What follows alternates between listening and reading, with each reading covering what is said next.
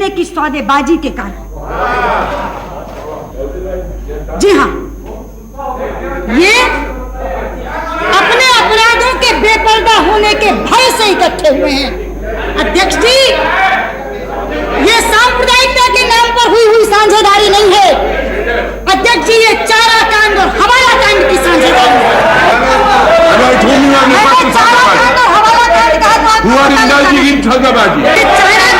हवाला कांड की साझेदारी है तो सोमनाथ जी को उठना ही नहीं चाहिए, इशारा समझना चाहिए मैं किसकी साझेदारी की तरफ जिक्र कर रही हूँ। अध्यक्ष जी, ऐसे ही नहीं हुआ कि कॉमन मिनिमम प्रोग्राम में एक शब्द करप्शन के पेंडिंग केसेस के बारे में नहीं है, ये ऐसे ही हो गया। आखिर 4 लोग बैठे, सारी चीजों पर चर्चा हुई, लेकिन पूरे प्रोग्राम में से बोफोर्स गायब है, सेंट किट्स गायब है, जेएमएम गायब है, शुगर स्कैंडल गायब है, पीएसयू डिसइन्वेस्टमेंट स्कैम गायब है। अरे जिनका ढिंडोरा पीट के चुनाव में गए थे, Narasimha Rao epitome of corruption की चार्जशीट निकालकर चुनाव में गए थे, आज उसके ऊपर एक शब्द भी नहीं। और यूरिया स्कैम के ऊपर कहते हैं प्रधानमंत्री, law will take its own course, कोई बचेगा नहीं। केवल मुक्के मारकर कह देने से ये नहीं होगा अध्यक्ष जी, आचरण क्या बोलता है ये देखने वाला है। आज भी यूरिया स्कैम में अफसर पकड़े गए हैं, लेकिन दोनों के रिश्तेदार अभी नहीं पकड़े गए। 5 दिन का समय दिया गया, आखिर क्यों? इसलिए मैं कहती हूँ ये साझेदारी सांप्रदायिकता के नाम पर नहीं हुई है, ये साझेदारी एक दूसरे को माफ करने के सिद्धांत के नाम पर की गई साझेदारी। अध्यक्ष जी, ये कहते हैं, रामविलास पासवान कहते हैं ये सरकार चलेगी। आज यहाँ कहा जाता है ये सरकार चलेगी नहीं, दौड़ेगी, 5 साल तक रहेगी। अरे मैं पूछना चाहती हूँ अध्यक्ष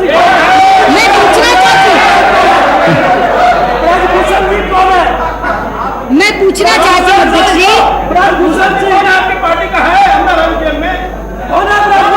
मैं पूछना चाहती हूँ,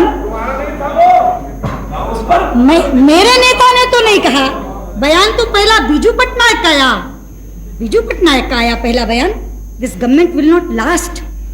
किस घटक के हैं वो? भाजपा के।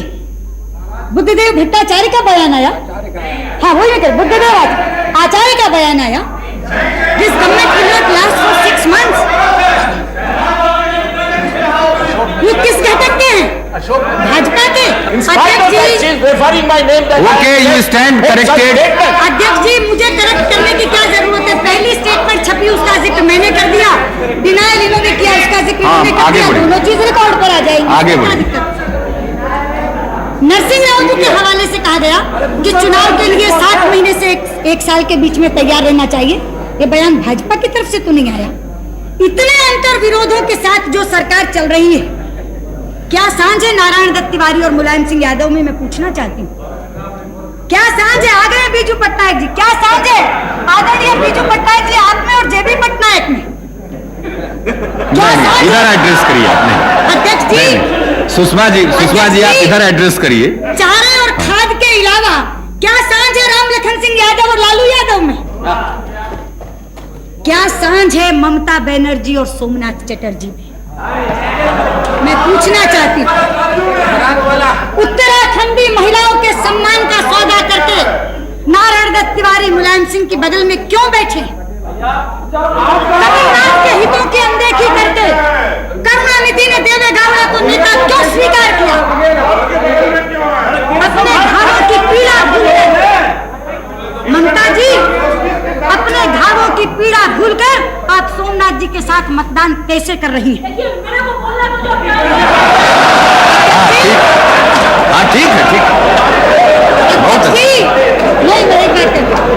ममता जी, आपको बोलना है, इसके लिए एडवांस नोटिस देने की कोई जरूरत नहीं है, उनको बोल लेने दीजिए। ठीक है, आपका नाम आपकी पार्टी से आएगा तो बोल लीजिएगा, उनको बोल लेने दीजिए। मैं बताना चाहती हूँ अध्यक्ष जी, मैं नाम क्यों ले रही हूँ? मुझे वो दृश्य जिसका तस याद है, मेरी आंखों में बसा हुआ है। मैं राज्यसभा की दर्शक दीर्घा में बैठी थी, इसी सदन में नरसिंह राव जी की सरकार के खिलाफ अविश्वास प्रस्ताव पर मतदान हो रहा था। मैं वहां से बैठी देख रही थी, एक व्हील चेयर के ऊपर ममता जी को लाया गया था। यहीं बैठी थी वो, चोटों से आए बुखार के कारण कांप रही थी। बराबर में बैठी 2 सांसद महिलाओं ने उन्हें लाल कंबल उठाया था। वहां बैठी हुई मैं उस समय कम्युनिस्टों की हिंसक प्रवृत्ति को कोस रही थी। मुझे मालूम है ममता जी के विरोध के स्वर बहुत मुखर होते हैं, लेकिन हम उनके विरोध के अधिकार को मान्यता देते हैं, हम उनके विरोध के अधिकार को स्वीकृति देते हैं, हम उनकी आवाज को गैद करने के लिए उन पर हमला नहीं करते। इसलिए पूछना चाहती हूँ ममता जी से आज कि इस सदन में सीपीएम के साथ बैठकर मतदान करेगी और पश्चिम बंगाल में जाकर उनके विरोध की राजनीति करेंगी। ये कैसी सांझ है ममता जी, ये कैसा गठबंधन? अध्यक्ष जी, मैं जिक्र कर रही थी कि केवल व्यक्तियों में अंतर विरोध नहीं है, जो कार्यक्रमों में अंतर विरोध झलकता है वो तो माशाअल्लाह। जब इनका प्रोग्राम आया, मिनिमम प्रोग्राम, मैंने उसको आदि से अंत तक पढ़ा। एक बार मुझे लगा कि कुछ गलत पढ़ा गया, ये हो नहीं सकता। मैंने उसको दोबारा पढ़ा और पढ़ने के तुरंत बाद मेरे मुंह से निकला, वहां भारत के कम्युनिस्ट साथियों, तुमने लेनिन से येल्त्सिन तक का सफर एक ही सप्ताह में पूरा कर लिया। अध्यक्ष जी, अध्यक्ष जी, कोलिशन के कंस्ट्रेंट्स तो मैं समझ सकती हूँ। कोलिशन के कंस्ट्रेंट्स होते हैं, मजबूरियां होती हैं, कुछ चीजों को बरतरफ रखना पड़ता है, कुछ चीजों में साझेदारी करनी पड़ती है, मगर कोई शीर्षासन करके कलाबाजी खा जाएगा इसकी उम्मीद नहीं। अध्यक्ष जी, इसमें लिखा है इंश्योरेंस सेक्टर निजीकरण उसका कर दिया जाएगा और फॉरेन कंपनी तक के लिए खोल दिया जाएगा। मैं तो हैरान हुई, क्योंकि 1 साल पहले की बात मुझे जस की तस याद थी। कहां गए चतुरानंद मिश्र?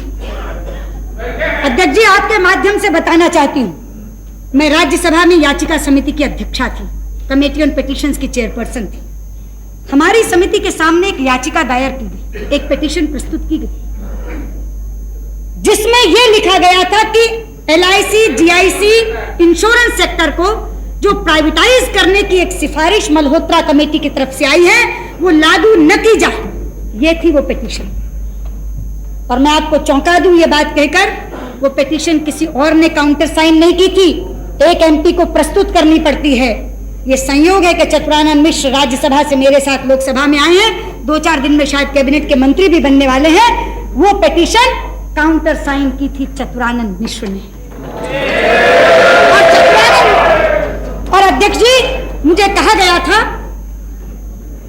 कि अगर ये इंप्लीमेंट कर दी गई रिपोर्ट तो ये पिटीशन इनफेक्चुअस हो जाएगी, इसलिए कम से कम इंटरिम डायरेक्शन गवर्नमेंट को दी जाए कि ये इंप्लीमेंट नहीं हो।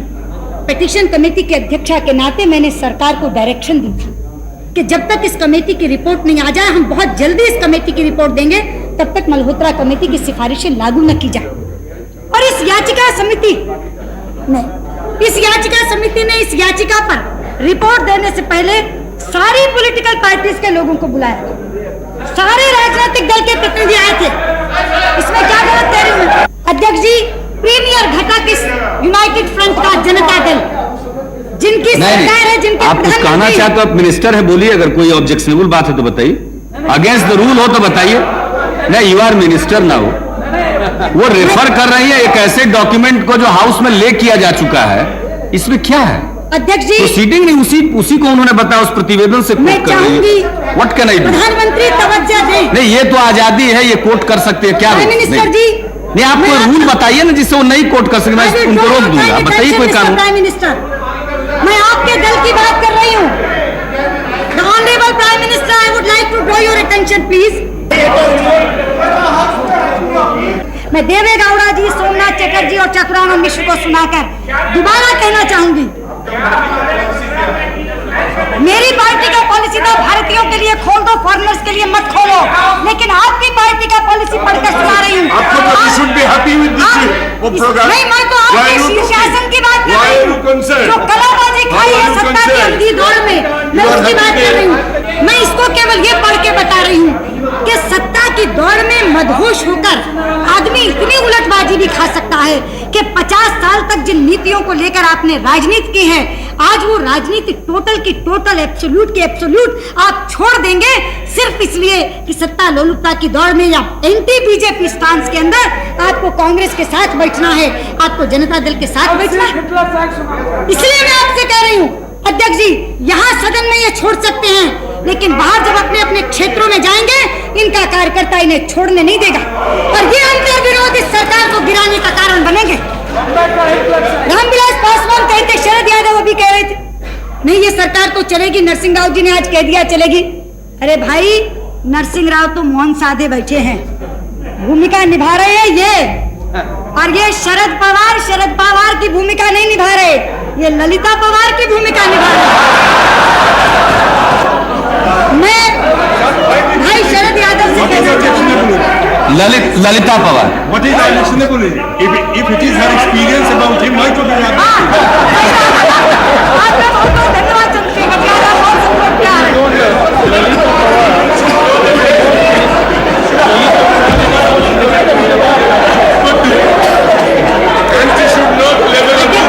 अब आप कंक्लूड करिए। अब समाप्त कर रहे हैं। मैं इसलिए भाई शरद यादव से कहना चाहूंगी कि ये प्रयोग नया नहीं है।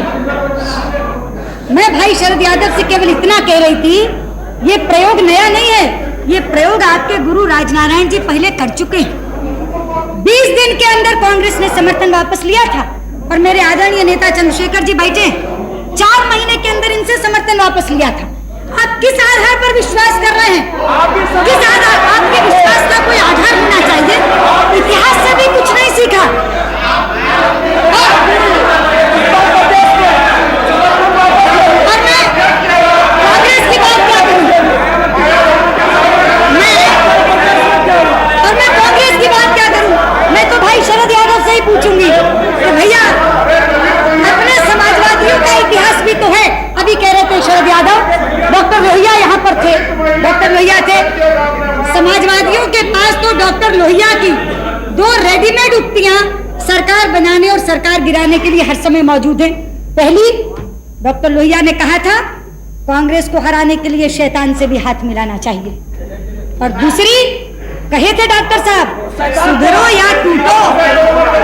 तो अध्यक्ष जी, अब तो कांग्रेस की जगह भाजपा को फ्रेम में रखकर शैतान से हाथ मिलाने की वकालत कर रहे हैं शरद जी। मगर थोड़े दिन की बात है, जब होगा सुधरो या टूटो, और हो भी क्यों नहीं शरद यादव, बहुत सही बात है। 65 लाख वाले मंत्रिमंडल में और 3 लाख वाले बंडल में, तो क्यों नहीं बोलेंगे, क्यों नहीं बोलेंगे? निश्चित तौर पर चंद दिनों की बात है जब ये होगा सुधरो या टूटो। इसलिए मैं एक बात कहकर अपनी बात समाप्त करना चाहूंगी अध्यक्ष महोदय, ये जो कहा जा रहा है कि सरकार 5 साल चलेगी, 5 साल चलेगी, नहीं अध्यक्ष जी, this political orchestra will disperse even before the show begins. They are so used to singing their own tunes. ये जो एक सामूहिक मंडली एक समूह गीत गाने के लिए आई है, ये अपना अपना राग अलापने के लिए इतने आदी हैं कि गीत शुरू होने से पहले ये शिराजा बिखर जाएगा। लेकिन हाँ, जितने दिन ये देश आपके हाथ में रहे, ईश्वर इस देश की रक्षा करे, ये प्रार्थना करते हुए मैं विश्वास मत का विरोध करता हूं।